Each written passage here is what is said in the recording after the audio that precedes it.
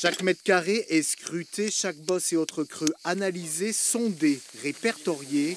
Voici le quotidien des archéologues de l'INRAP en charge de la future ligne à grande vitesse. Si leur étude ne donne pas toujours lieu à des fouilles plus poussées, parfois ils font de belles découvertes. Au cours de ces prospections, moi j'avais observé ici la présence d'un petit affaissement de terrain et un peu plus loin de petits trous d'où sortent du courant d'air. Et ça pour nous c'est des indices très intéressants qui peuvent signaler la présence d'une cavité.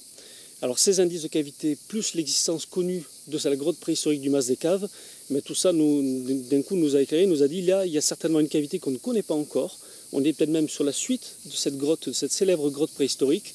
Et il faut qu'on en sache plus, qu'on sache où elle est, et voire même qu'on aille la chercher. Aujourd'hui, les nouvelles technologies apportent aux instruments de mesure une grande précision dans l'étude des sols. Un gros avantage qui permet de faire gagner du temps aux archéologues. Le principe, c'est d'injecter donc un courant dans le sol et de mesurer ce que va nous rendre le sol en termes de réponse. Et on va essayer de détecter par ces méthodes la présence de vides souterrains qui vont être le siège éventuellement de circulation d'eau ou de remplissage de vestiges archéologiques. 80% de la ligne à grande vitesse a d'ores et déjà été diagnostiquée par l'INRAP. Réseau Ferré de France devrait lancer les travaux de construction à l'automne 2013.